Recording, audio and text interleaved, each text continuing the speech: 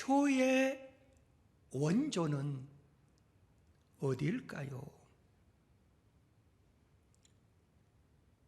세계 역사를 보더라도 효의 원조는 공자가 아니더라고요.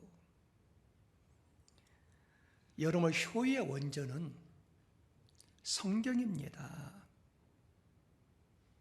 우리가 믿는 하나님께서는 성경을 통해서 효를 명령하셨어요.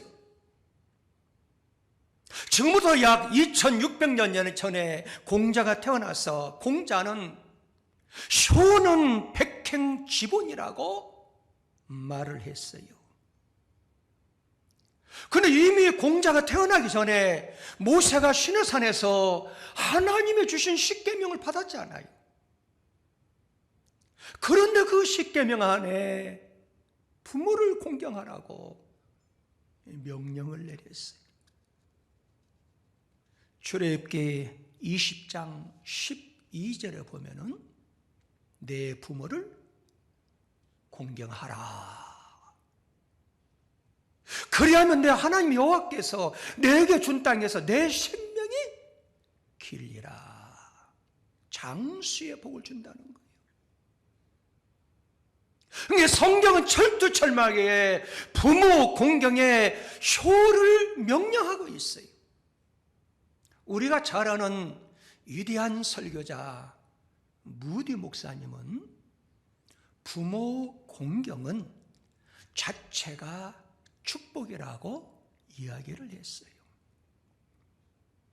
그래서 사실 성경은 구원의 책이지만은 성경은 효경이라고도 할 수 있습니다. 우리를 이어서 다음 세대들이 아름답게 성장하고 있어요. 과연 이 민족을 살릴 수 있는 비결, 온 인류에게 복음을 전할 수 있는 그 비결이 뭘까요? 인성교육과 신앙교육은 성경적 효교육으로 반드시 해야 된다고 생각해요. 아멘? 신앙인으로서 자녀들을 신앙으로 양육하고 교육하는 것은 매우 중요한 실천 교육입니다. 부모가 자녀들의 고울이라고 얘기를 하잖아요. 신앙도 부모의 신앙을 보면서 자녀들이 반드시 자라게 돼 있어요. 그러면은 장수의 비결, 그리스도인의 효도가는 어떤 것일까요? 뭐 성경에 많이 나와 있지만은 30분 만에 다 전할 수가 없고 간단히 말씀드리면은 따라만 합시다. 순종하라. 근데 그냥 순종이 아니에요. 우리 하나님께서 못을 받고 있는 것은 주 안에서 순종하라는 거예요. 진리 안에서, 말씀 안에서, 생명의 말씀 안에서 순종해야 돼요. 여러분, 오늘 본문 예배서 6장 1절에 보니까 자녀들아, 어디 안에서? 주 안에서. 주 안에서. 성경을 가만히 읽어보면은 효부 룻이 있잖아요. 이 룻이 남편이 세상을 떠났어요. 얼마나 가슴 아픈 일입니까? 홀 시어머니 나오미를 모시고 살았어요. 한 번은 시어머니를 봉양하기 위해서 밭에 나가서 떨어진 그 양식을 구하기 위해서 베들레헴 들판에 나가서 보리 이삭을 줍다가 한 남정네를 만났어요. 그게 누구예요? 보아스 눈에 들었어요. 시어머니 룻이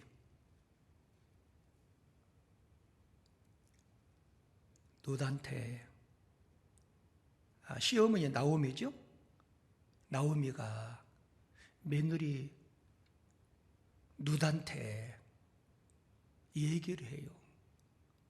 그 남자와 그 남정네와 결혼해라.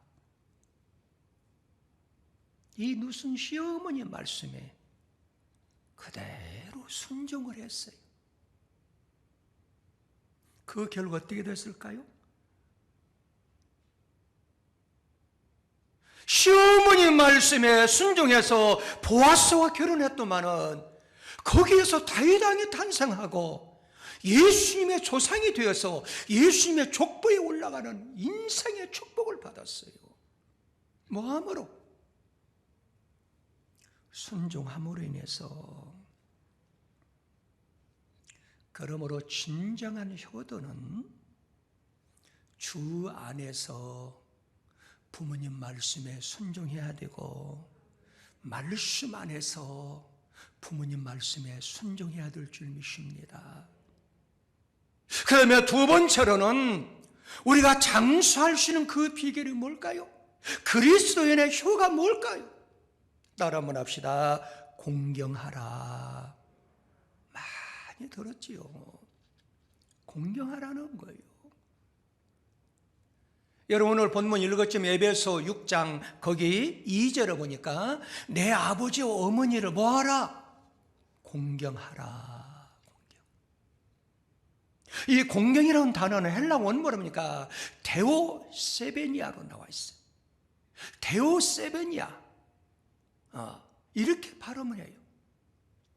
이건 뭘 가리키느냐? 하나님을 공경하고 하나님을 예배 드린다. 그런 단어로 사용을 많이 받아요.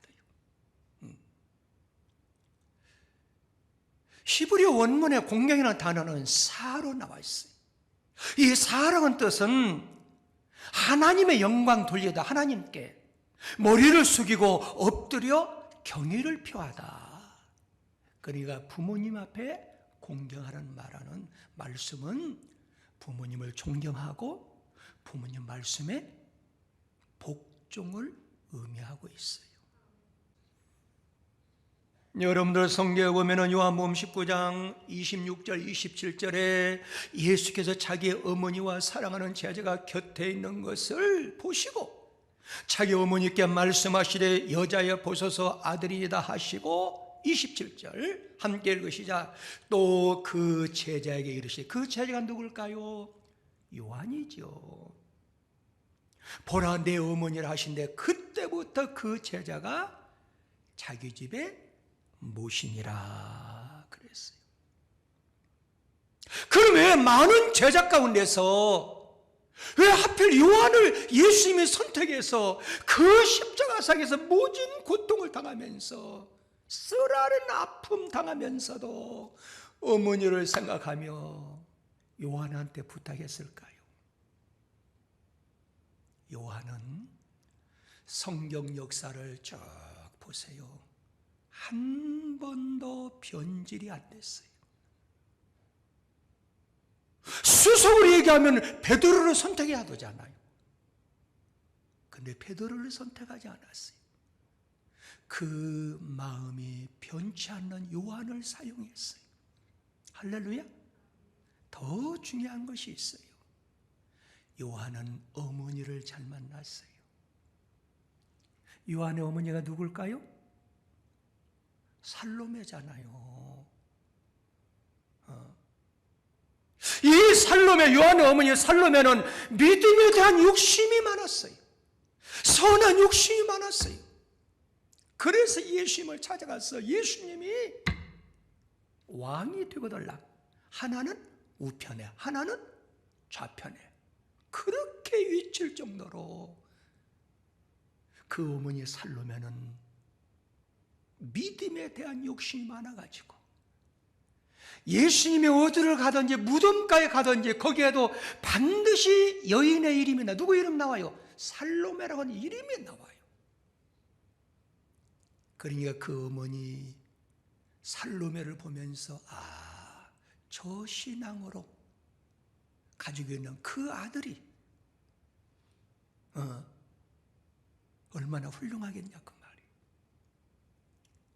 그래서 수많은 제자가 있었지만은 우리 예수님은 그 살롬의 그 여인의 그 선한 욕심,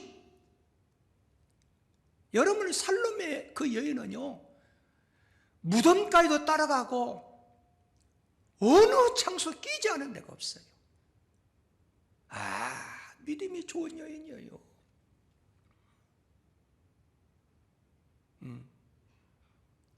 예수님이 십자가를 질 때 다 무서워서 도망갔는데 그 곁에 마리아와 살로메가 있었더라. 성경을 보세요.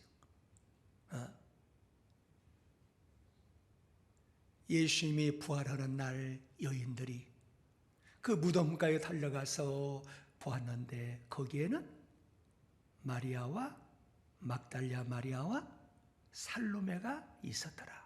반드시 살로메가 껴있어요. 야, 요한은 어머니를 잘 만났구나. 우리 사랑하는 성도 여러분들도 이런 부모님이 되시면은 자녀들이 축복을 받고 자녀들이 어디를 가든지 사랑을 받습니다.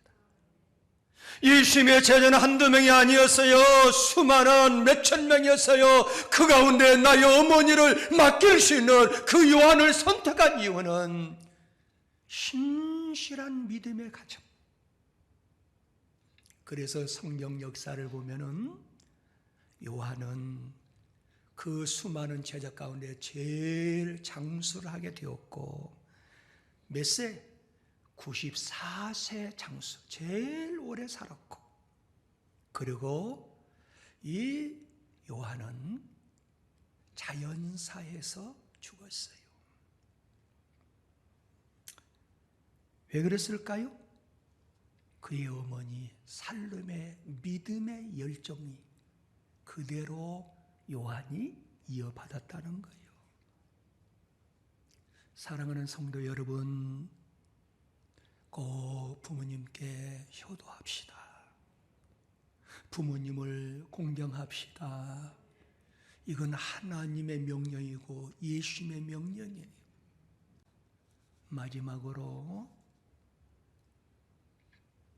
따라 한번 합시다. 자기 자신에 대해서 칭찬 일기를 씁시다. 칭찬 일기를 쓰세요.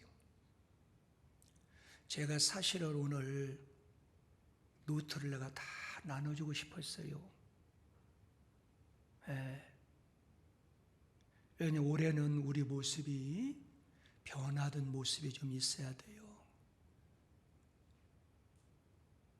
교회도 확실히 변화시킵니다. 그냥 설교만 듣고 옛날 과거처럼 살려고 하지 말고 내 자신이 위기감에 찾아올 때가 있어요. 여러분 지금 코로나19를 통해서 너무나도 위축이 되었어요. 자신감이 없어요. 그럼 무너지는 거예요. 그래서 내 자신을 좀 챙겨야 돼요. 그러기 위해서 내 자기 자신에 대해서 칭찬 일기를 좀 쓰자는 거예요. 다시 말씀드려서 자기 자신을 신뢰하는 좀 마음을 갖자는 거예요. 자기 자신에 대한 긍정적인 평가를 좀 갖자는 거예요. 왜? 심리학적으로 봤을 때 긍정적 자기 개념을 가져야 모든 것이 순조롭게 이루어진다는 거예요. 할렐루야? 그러면은 자신의 장점을 최대한 찾아서 쓰는데 그게 어떤 일기라고요? 칭찬 일기. 그럼 첫 번째, 내 자신감을 키우기 위해서 첫 번째 칭찬 일기를 한번 생각해 보세요. 전체는 뭐예요? 하나님 앞에 한 일이 내가 무엇인가? 하나님이 가장 기뻐하는 게 뭘까요? 예배잖아요, 예배. 그래서 여러분 성경에 보면은 요한복음 4장 23절에 보면은 아버지께 참되게 예배하는 자들은 영과 진리로 예배할 때가 오나니 곧 잇따라 아버지께서는 시작 자기에게 이렇게 예배하는 자들을 뭐한다? 하나님은 예배하는 자를 찾으시는 거예요.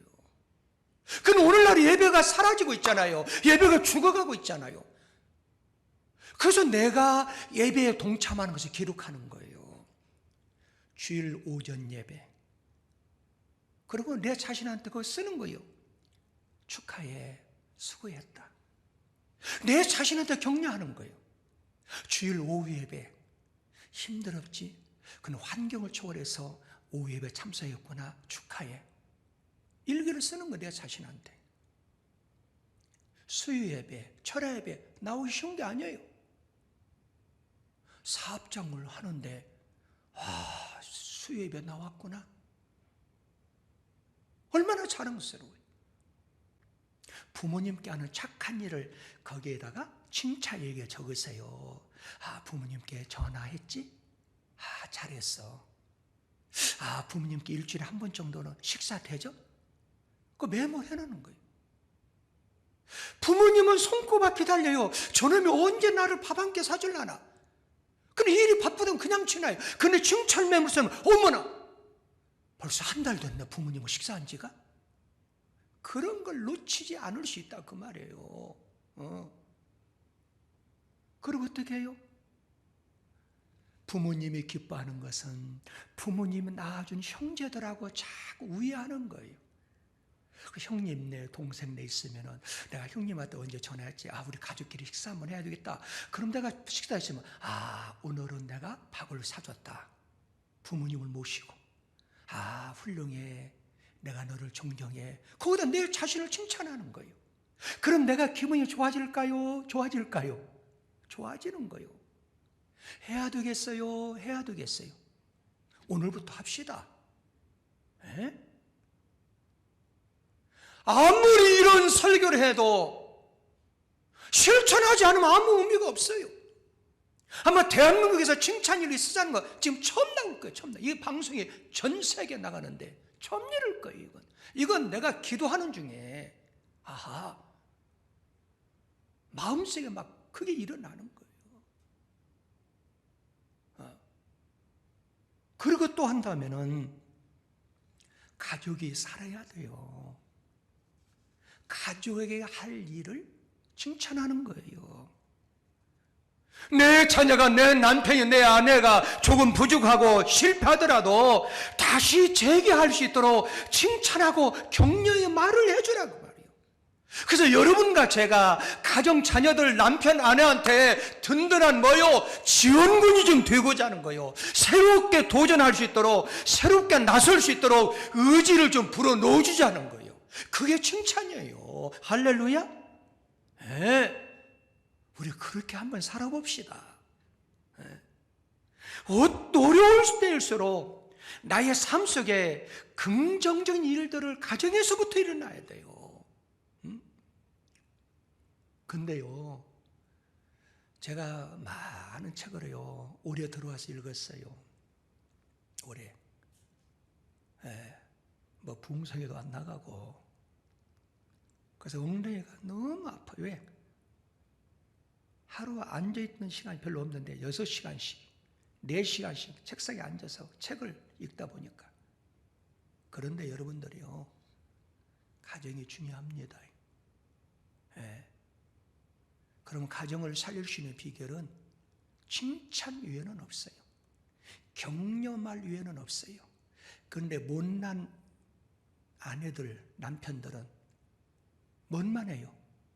자꾸 지적만 해요. 그럼 가정 그냥 무너져 버리는 거야. 9번 칭찬하고 1번 지적은 할 수 있어요. 근데 지적만 하죠. 그러면 내 눈에 계속 지적할 사항만 눈에 띄는 거예요. 이거 중요한 거예요. 계속 교회 안에서도 막 지적할 만큼, 그러면 계속 지적상만 보이는 거예요. 다른 건 칭찬해서 눈에 안 띄는 거예요. 이거 좀 우스운 얘기인데,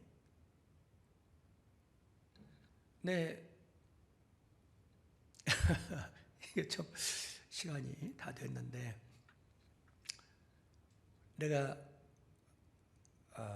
사무실을 쓰고 있잖아요. 거기에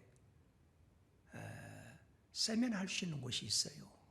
근데 한 번은 교회 사모가 와서 세상에 목사라는 분이 혼자 쓰는데 깔끔하게 쓰면 세금 나와? 깨끗이 좀 쓰지. 그래서 그때부터 내가 꼭 치약으로도 거울을 닦고 나요. 물 한 방울 튀지 않고 깨끗하게 해요.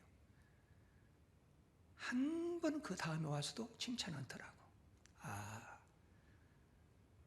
그러면 또 이제 다른 곳에 저쪽에 뭐 있으니까 아이고 공기도 좀 맞게 좀 창문도 좀 열어놓지.